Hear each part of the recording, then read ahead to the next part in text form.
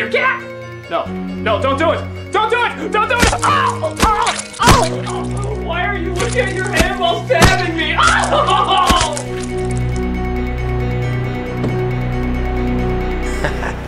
That's for reviewing Food Fight.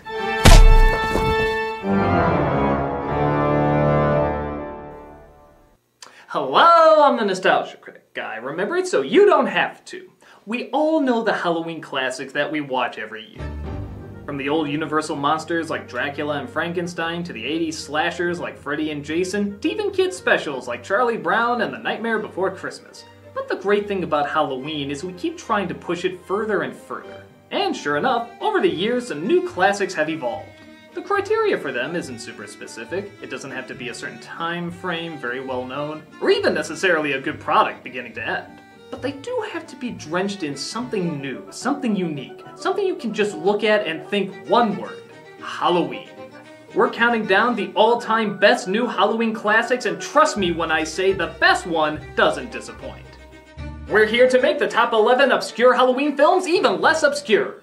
Why top 11? Because I like to go one step beyond. So, sit back and enjoy the top 11 new Halloween classics.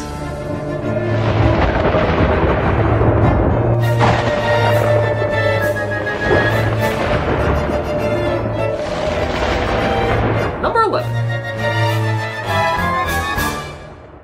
The Saw movies. I'm not gonna lie, I'm not a fan of these films. Even the first one I didn't like so much. There's a million things that didn't make sense about it. If you want more detail why, go watch CinemaSins. But that doesn't mean I don't see why these movies became a staple of Halloween. The concept of each film is there's a killer known as Jigsaw, and he sets up death traps where if you wish to get away with your life, you have to do something horrible, like kill another person, cut off a body part, or heck, even force a terrible American accent. Technically speaking, he's not really a murderer. Why, he sounds as American as Tommy Wiseau! The idea of torture horror certainly existed long before this film, but not only was this the one that made it mainstream, but it was also the one that people put themselves in the situation. What would I do if I was there? Would I go through the terrible deed, or would I rather let death take its toll? The film was so popular that the demand for sequels every Halloween was always met. For several years, there wasn't a Halloween that went by without a Saw film. Hell, they even worked it into their advertising. Even if people thought the movie was gonna suck, they had a tradition going and they always associated it with the holiday. Even if it was the number 850 billion, as long as the word Saw was in front of it, there would always be an audience. The Jigsaw puppet has also worked its way into the lineup of classic Halloween villains. Whenever you know that image, you know exactly who he is and what movie he came from. Whether you get wrapped up in the stories or not, there's no doubt about it that the Saw films have certainly left their mark. And chances are it's one that won't be healing anytime soon. You have given people the news that they're going to die soon. Now you will be the cause of death.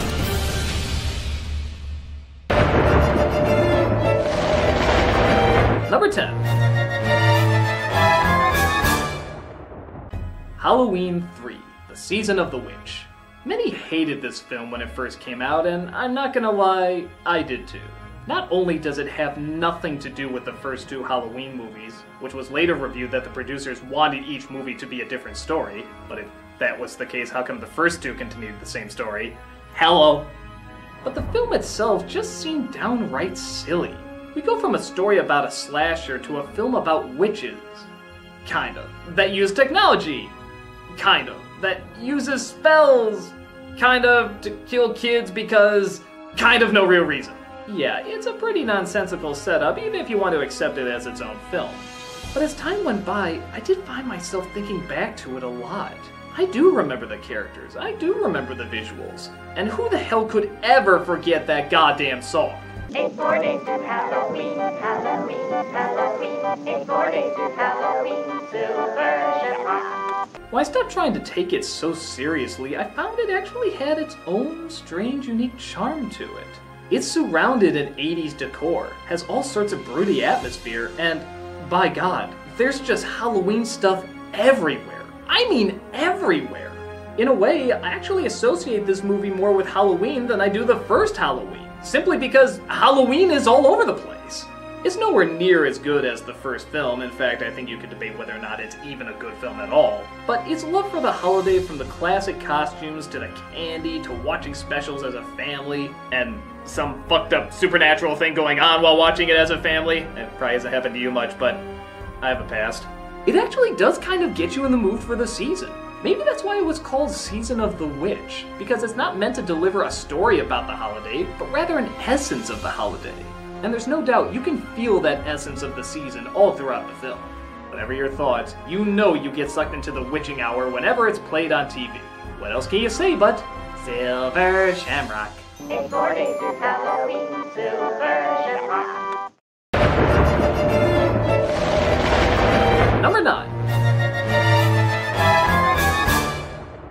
The Paranormal Activity movies. Again, splitting a lot of audiences down the middle, the Paranormal Activity movies still managed to produce major creeps with little cost. While many see the Blair Witch Project as the film that made the found footage genre popular, it was definitely Paranormal Activity that kept it going. The film, about a couple whose house seems to be possessed by an evil entity, started out in very few theaters. But word of mouth spread so fast that they actually worked into their advertising that people asked the movie theater owners for it. Yeah, isn't that weird? A commercial for a movie that's actually asking you to demand the movie in your movie theater. Can you remember another film commercial that's done that? Having never really been asked that by our TVs before, audiences shrugged and said, why not? They demanded to see the film in their theaters, and sure enough, it became a smash, resulting in sequel after sequel coming out. And, just like Saw, it came out every year during Halloween. But unlike Saw, these films were much easier and faster to make because it relied on fewer production costs. If it looked like amateur filmmaking, that was fine, because it was supposed to look like amateur filmmaking. It made it more realistic. And its point of view action made many audience members feel like they were right there experiencing the scares as the characters were witnessing it. Now, are they all good? Even the most die-hard fan would probably say no. Me personally, I think 2 is the only one that was actually great from beginning to end. But even at its worst, every movie had something new and innovative to offer. The first one had scary subtlety, the second one had brilliant editing, the third one had the slow reveal of the moving camera, the fourth one had the clever use of the household appliances, and the fifth one? The acting was nice. It's understandable if not everyone gets scared by these movies, but the new ways each film delivers a new kind of scare is really something to admire. Even if you do gotta sit through a lot of repeated cliches to get to them. Always keeping the dread high, the Paranormal Activity films knew how to scare an awful lot with an awful little.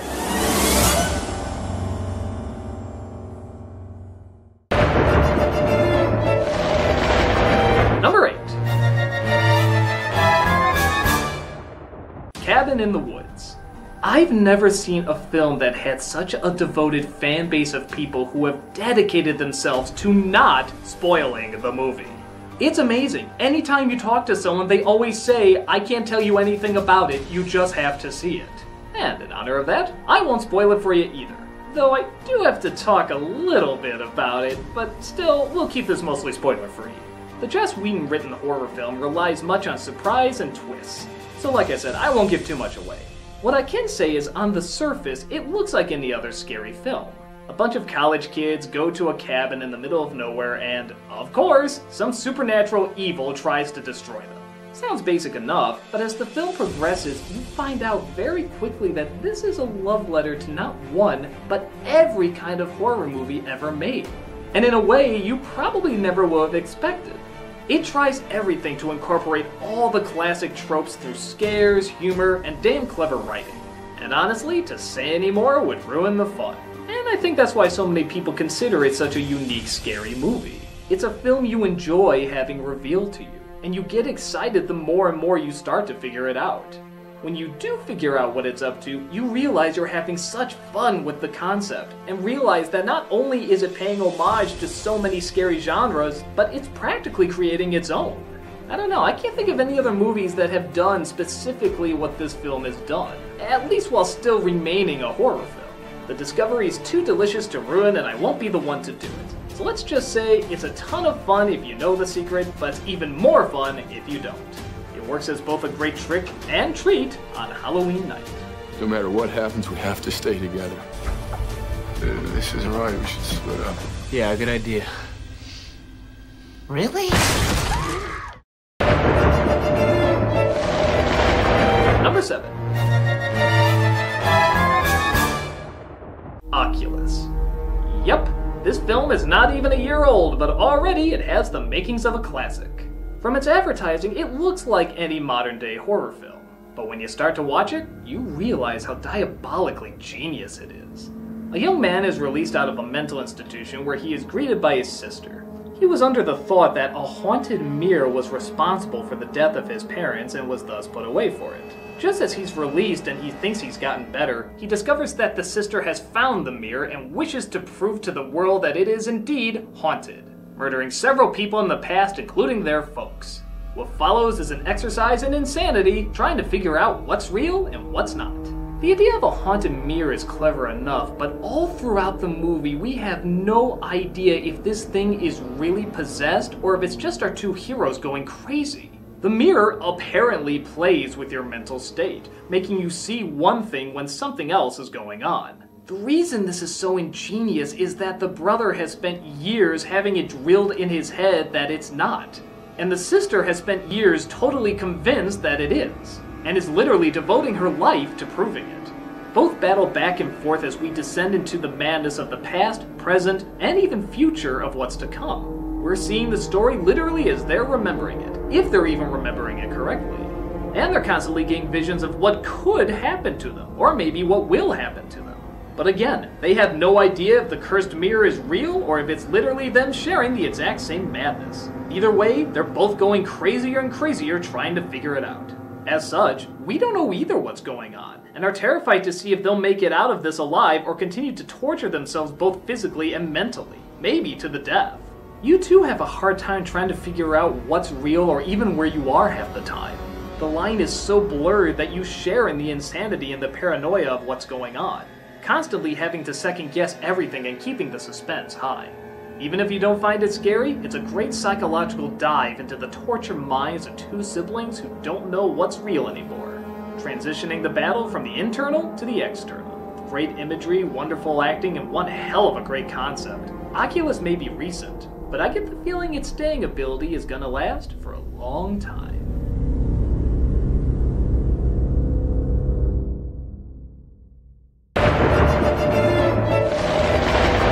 Number 6. Murder Party. You've probably never heard of this one, but trust me when I say it's worth the search. A low-budget horror comedy, the film takes place on Halloween as a lonely nobody is given an invitation to a murder party. He has no idea what it is, so he decides to get in the costume and go ahead anyway. Without giving too much away, he's led to a location of the most insecure and pretentiously psychotic people you'll ever meet in your life. And the rest of the film is just him trying to figure out a way to use their own stupidity as a means to escape them. The whole film works as a messed up version of The Emperor's New Clothes, trying to use the second judgment of what's popular and what's not to try and gain superiority. But as the film goes on, you have no idea what each character's definition of superiority is, or how far they're willing to go to get it. One by one, we see a new level of idiocy revealed, and we, like our main character, try to figure out what degree these people are dangerous. Thus, he has to use his understanding of each person's moronic ways to figure out how to best them, even though he himself is not particularly smart. Think a conversation at the Mad Hatter's tea party, except instead of being seated in the chair, you're tied to it. And every action you make will either result in you living or dying. You're both on the edge of your seat and laughing your ass off as you watch these totally insane people try to act like they're one step ahead of the curve. High on creativity, gore, and of course, a shitload of laughs, Murder Party is an invitation you want to resist, but can't help but eagerly attend.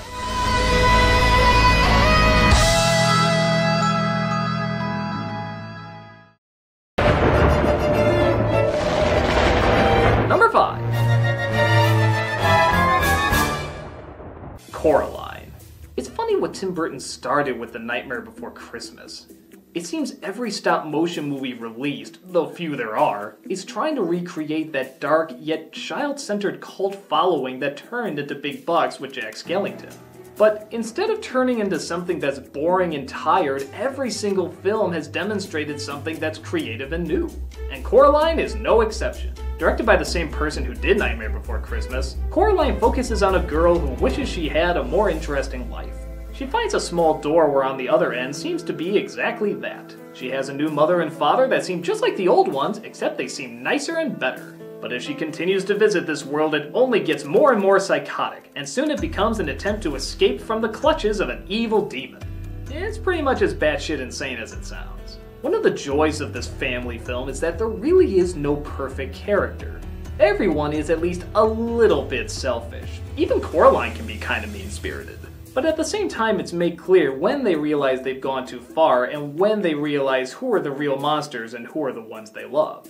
This is one of the few movies that actually warrants the PG rating. But I mean that in a good way. It's not just a G film with a swear word or a sneaky sex innuendo in there. It's definitely some extreme imagery with some extreme scary ideas. Especially for kids. But at the same time, it still has the charm and timeless characters to make it continually watchable. Characters that kids can easily relate to and enjoy viewing. At a time of the year when kids like to be scared, this is one to get them creeped out without having to go too gory. In fact, it's not gory at all, it's just scary imagery.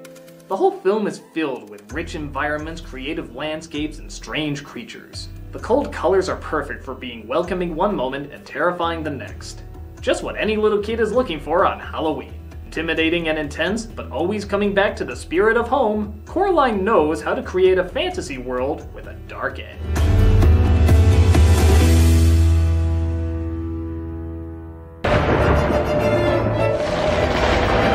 Number 4. Hotel Transylvania. As much as we all love to dump on Adam Sandler movies, I can clearly say this is one of his best films in years. Energized, spontaneous, romantic, and downright hilarious, this is one of the most realized renditions of what seems like a one-note idea. Count Dracula has opened a hotel where all the classic monsters can be safe from the pitchforks of humanity. But his only daughter is restless because she wants to leave and see the world. Overprotective of his child, Dracula is horrified to find a human about her age accidentally stumbles across the hotel and quickly falls in love with her. The rest of the film is trying to keep the human boy's identity a secret while also trying to keep peace in his humble abode. There's too many good things to count in this movie. The characters are all memorable and funny, each with a unique identity and mostly SNL alumni to voice them. The story balances out fast and timeless jokes with surprisingly dramatic and heartfelt moments as well. The animation? Amazing. This is some of the quickest and most energized movement I've ever seen on screen. Every action is filled with sharp and distinct motion. Every character has a distinct walk, every character has distinct movement. But again, it never goes too far to interrupt the slower emotional moments. Sandler as Dracula sounds like a horrible choice, but again, he brings a real heart and passion to it, making him completely irresistible.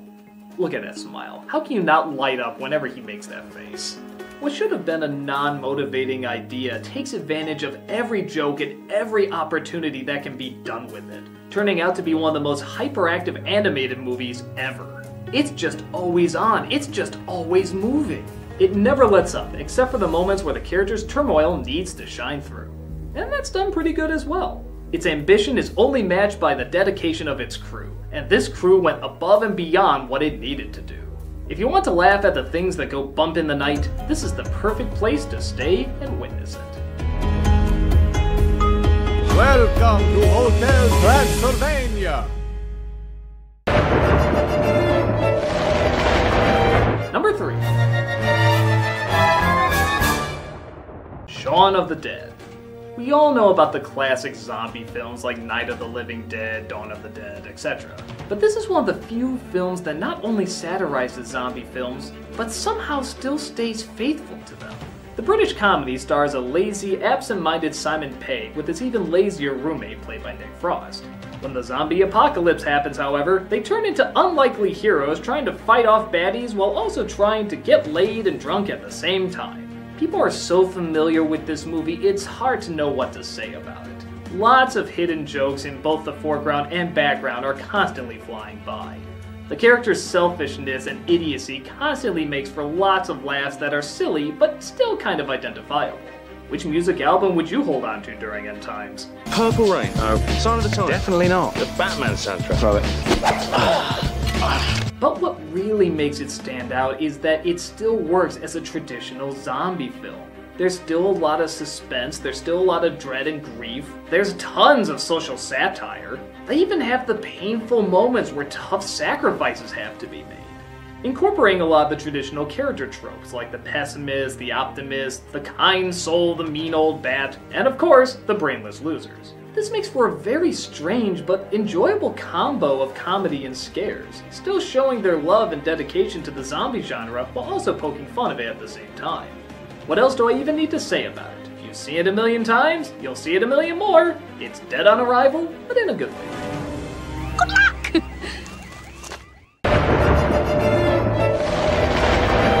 Number 2. Paranorman. As a follow-up to Coraline, many people thought this would just be a retread of what's already been done before with the creepy kid-centered stop-motion film. But those who saw it know not only was this film different from Coraline, but it surpassed it. Norman is a little boy who has the ability to see dead people. Yeah, again, sounds like we'll be retreading quite a bit here, but what makes it interesting is that a witch's spell has brought back the dead as zombies, and Norman has to find a way to get them back to rest. Beyond that, much like Cabin in the Woods, I can't say too much more. A lot of it plays with expectation of character types, but it takes it in a totally different direction than Cabin in the Woods did. The film never goes straight up satire. It still keeps the focus on the emotion and turmoil of our characters. That seems to get stronger and stronger the more you see what's revealed. We realize it's not the ghouls that are haunting many of our characters, but rather the decisions of the past. As you learn more and more, there's a surprisingly powerful story about acceptance versus vengeance. You find yourself not only getting invested in it, but feeling for every single person who's involved. That's very rare, not only for a Halloween film, but for a family Halloween film. The line for how to feel about these characters is so blurred that you don't know whether you're supposed to fear them or hug them. It could have been so easy just to make this a good versus evil story like a lot of Halloween films, but then we wouldn't be so involved in the tragedy of the story and become so emotionally engaged. Paranorman might surprise you in how sophisticated it can be with its overall theme. It has lighter moments, sure, but doesn't shy away from some very tough and heavy elements. It certainly gave much more than I thought it was going to. And for those who love it and have watched it over and over, we know it's had quite an impact on us. It's that love and commitment to not just the idea behind the creepy characters, but the feelings behind them as well. That's what makes a great monster movie a great monster movie. It's finding that the scariest part about the scariest creatures is that they are human, and any of us can become these things at any time. But Paranorman does it in a way that's a little bit different. Again, I can't go into too much detail, but it's gripping, it's interesting, and even kind of touching. Its third act is radically different than what you probably would have predicted it would be. But again, that's part of why it's so great. It's constantly surprising and constantly delighting. Awesome visuals, a creative story, and memorable characters? That's more than enough for a downright fantastic new Halloween classic.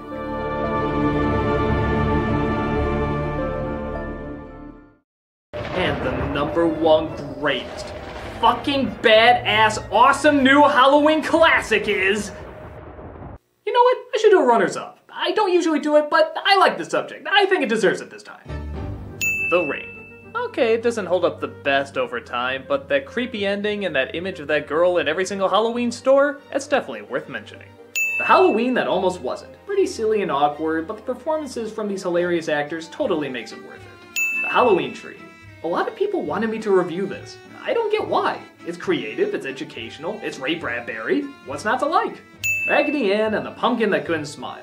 Yeah, sounds lame and it is kind of slow, but its atmosphere is so laid back and drenched in Halloween, it's hard not to like it. The Original Haunting. Pretty well known, so I didn't include it, but a timeless classic all the same. Trick or Treat. Kind of a hit and miss, but it might be the first film where the trick-or-treater is actually one of the villains. That alone is worth an honorable mention. Exorcist 3. Practically an apology for Exorcist 2 with much better story and scares. Zombieland. A great comedy with great laughs, but I think Shaun of the Dead just did it a little better. Now on to number 1, and I mean it when I say how awesome it is. It's nostalgic, it's funny, it's soaked in classic Halloween. Let's get right to it. The all-time number 1 new Halloween classic is... You know what? This film is so awesome and so cool, it deserves its own review. Yeah, so that's what I'm gonna do. Tune in next week, guys, as I'm gonna dedicate an entire review to this 80s bomb that turned out to be a fantastic, awesome, kick-ass Halloween classic. I'm the Nostalgia Critic, and I can't fucking wait. But I probably shouldn't build it up that much. Yes, I should. It's fucking awesome!